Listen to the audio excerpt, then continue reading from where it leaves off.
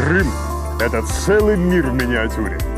Он настолько многолик, что поездки в разные его концы похожи на путешествия по разным континентам. Я беру свою фотокамеру и отправляюсь в долгие прогулки по полуострову для того, чтобы самому увидеть все его исторические памятники и запечатлеть их поразительное многообразие. Этими впечатлениями хочется поделиться с каждым. Поэтому в эфире телеканала АТР приглашаю вас на прогулки по Крыму. Прогулки по Крыму с Алексеем Гайворонским. Давайте вместе откроем эту землю.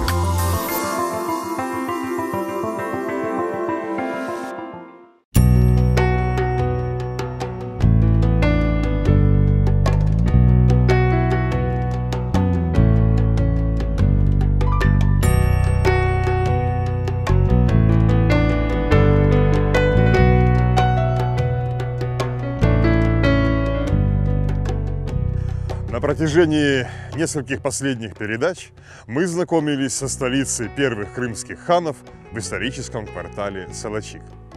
Мы уже осмотрели несколько столичных зданий. Это были мечеть, медресе, городские бани и ханский мавзолей. А сегодня настал черед отыскать следы последней и самой важной из столичных построек – ханского дворца Девлет-Сарай.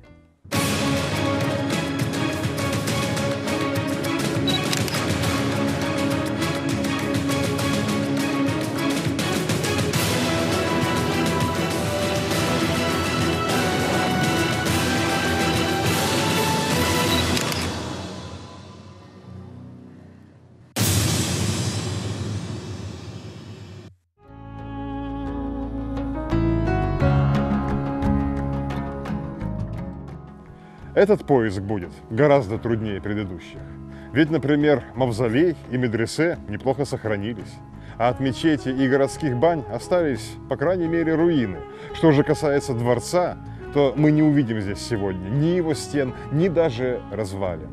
Однако не все так безнадежно. Давайте отправимся на его поиски и выясним, действительно ли дворец первых крымских ханов исчез совершенно бесследно.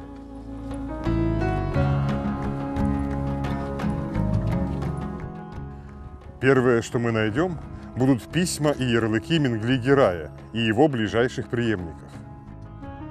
Если внимательно читать их тексты, то можно заметить, что примерно с 1502 года привычная подпись в конце документа «написано в Кырк-Ере» меняется на другую, «написано в Девлет-Сарае». Как только не переводили это название посольские переводчики, то «веселый городок», то «счастливая палата», то даже по-арабски «шехр» и «феррах». Однако смысл всех переводов оставался одинаков, и факт был совершенно очевиден. Отныне крымские ханы подписывали свои документы в новые резиденции. К сожалению, ни многочисленные иностранные послы, ни сами хозяева дворца не оставили нам описаний этой резиденции. Как она выглядела, где она стояла, в каких залах проходили официальные приемы. Лишь в 1578 году, уже после того, как столица была перенесена в Бахчисарай, прежнюю ханскую ставку кратко описал польский посланник. В конце этого города, то есть Бахчисарая, есть другой город, называемый Салачик, с хорошими домами, построенными турецкими жителями. Ханский дворец или дом древними татарскими государями великолепно украшен зданиями, мечетями, гробницами и банями. Ханы, имея свободное время от занятий, удаляются в этот дворец со своими женами.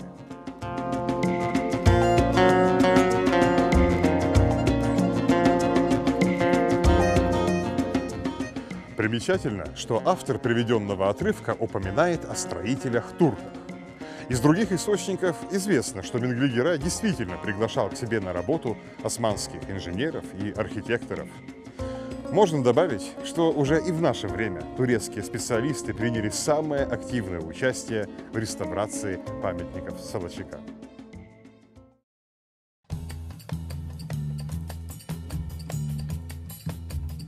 А в середине 17 века резиденцию прежних ханов чуть подробнее описал турецкий путешественник Эвлия Челеби.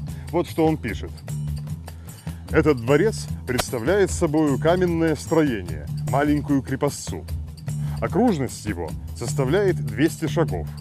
По сторонам 4 башни, на запад выходят железные ворота. Внутри есть мечеть с 2 низенькими минаретами.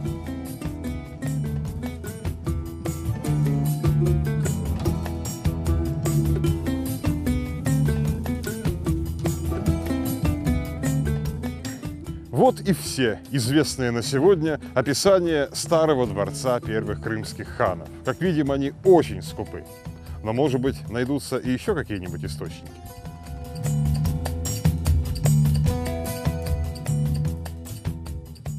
Среди западноевропейских рисунков и гравюр, показывающих резиденции крымских ханов, есть одно очень странное изображение.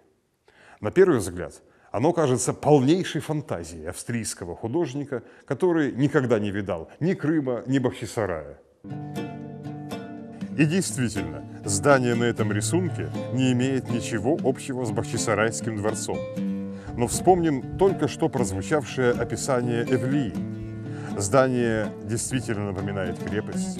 По его сторонам стоят башни с острыми навершиями. Внутри заметны 2 шпиля, похожие на кровли 2 минаретов. Не забудем, что Эвлия писал и о высоком дворце правосудия, что стоял неподалеку от ханского жилища, а ведь высокая башня изображена поблизости от дворца и на этом рисунке. Наконец, обратим внимание и на мавзолей, что стоит позади здания. Словом, когда мои коллеги из музея Ларишес поделились мыслью, что эта гравюра может являться единственным дошедшим до наших дней изображением дворца Девлет-Сарай, я был склонен согласиться с ними. А окончательно меня убедила вот какая деталь – входные порталы дворца, или, как писал Эвлия, железные ворота. Дело в том, что в Бахчисарае таки сохранился один очень похожий портал. И его традиционное название именно Демир-Капы, то есть «железные ворота».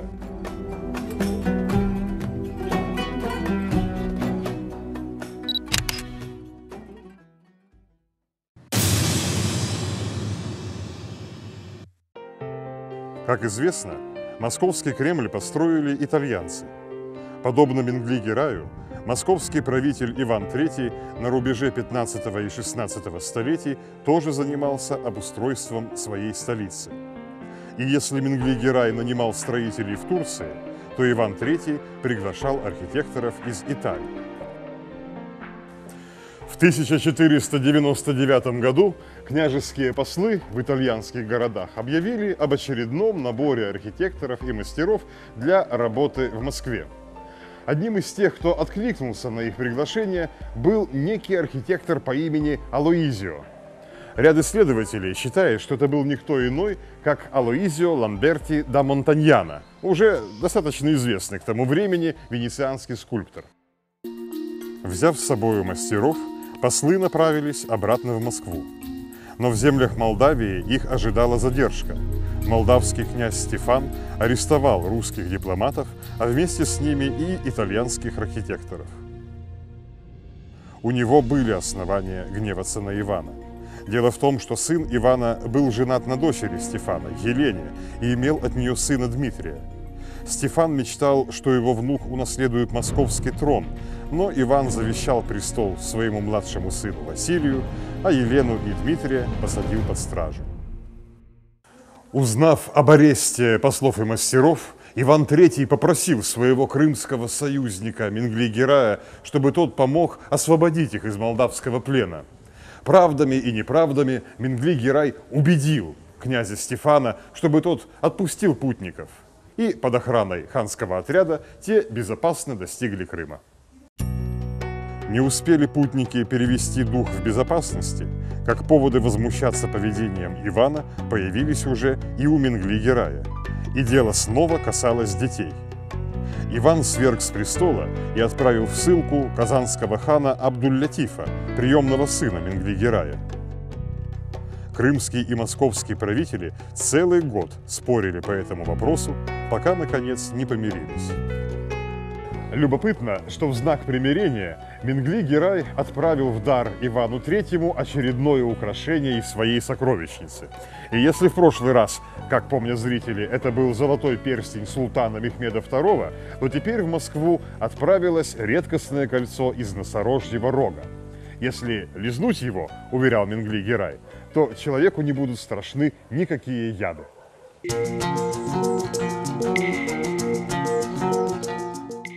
Пока продолжался этот спор, послы ожидали ханского позволения продолжить свой путь в Москву, а мастера взялись за работу. Под резцом Алоизио на плитах местного известняка расцветал пышный каменный сад итальянских узоров. Мастер достойно отблагодарил хана, который освободил его из молдавского плена. Он построил великолепный портал для ханского дворца. Наконец настал час, когда архитекторы и дипломаты снова тронулись в путь и благополучно добрались до Москвы. В письме к Ивану Менгли-Герай высоко хвалил талант Алоизио и просил князя, чтобы тот хорошо вознаградил мастера. Само собой разумелось, что гонорар за сооружение портала должен был выплатить Иван. Видимо, мастер был доволен наградой, ибо в Москве он остался после этого надолго и соорудил там целых 11 храмов, в том числе и Архангельский собор в Кремле. Порталы этого собора во многом схожи с крымским произведением Алоизио. Сейчас этот портал, называемый Демир-Капы, стоит в Бахчисарайском дворце. Он почти на 30 лет старше самого дворца, и историки уже давно пришли к выводу, что портал был перенесен сюда позже, а изначально украшал первый ханский дворец в Солочаке. Несомненно, над этим памятником потрудились не только итальянские, но и местные крымско-татарские мастера. Ведь на лицевой стороне портала можно видеть ханскую тамгу и арабские надписи, а внутренние поверхности входного проема покрыты сельджукскими орнаментами. Это единственное в мире сооружение, в котором на одном и том же камне соседствуют стили сельджукизма и ренессанса. И этому есть свое объяснение. Дело в том, что и в Орде, и в Крыму порог резиденции правителя считался особенным, очень важным местом, символом престола и всего государства. В Турции выражением «счастливый порог» часто обозначали весь султанский дворец. Не исключено, что ханские распорядители строительства просто не решились украшать столь значимую деталь на иноземный манер и предпочли традиционный местный стиль. Исключительная символическая важность ханских врат подтверждена и текстами надписей на них. Верхняя надпись гласит: «Владелец этого жилища и царь этой области, государь величайший, благороднейший Менгли-Герай хан, сын Хаджи-Герай хана, да простит Аллах ему и его родителям в обоих мирах». А нижняя надпись переводится так: «Этот величественный порог и эта возвышенная дверь построены по приказу государя двух материков и хакана двух морей, государя, сына государя Менгли-Герай хана, сына государя Хаджи-Герай хана». Год 909, то есть 1503. Как и в надписи на ханском мавзолее, в этих строках Менгли-Герай торжественно провозглашает себя наследником всех златоордынских владений. Ведь упомянутые два материка – это Европа и Азия, а два моря – это Черное и Каспийское, над которыми когда-то простирались владения ордынских ханов, побежденных Менгли-Гераем за год до постройки портала.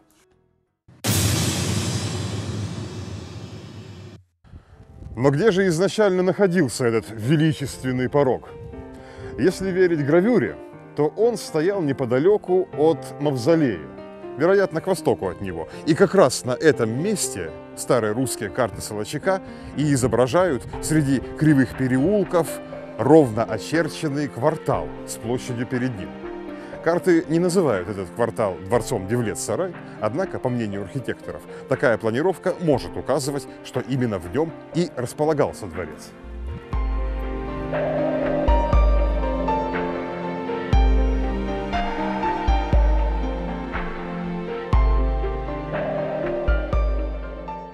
В этом случае появляется предположение, что фундаменты Девлет-сарая могут залегать примерно здесь, у стены кладбища, на котором похоронены Исмаил Гаспринский и другие крымско-татарские деятели.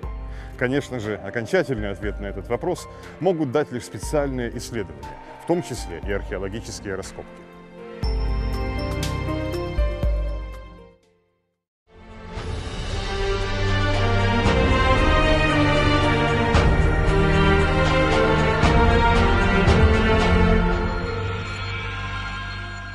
Итак, наша прогулка по Солочаку завершена. Мы постарались в самых общих чертах восстановить облик этой позабытой столицы двух материков и вспомнить об ее истинном значении в крымской истории. Серия наших прогулок по Крыму – это первый в мире фильм, когда-либо снятый о дворцовом комплексе Девлет-сарай. И впереди на нашем пути еще немало интересных открытий. Оставайтесь с нами. Давайте вместе откроем эту землю.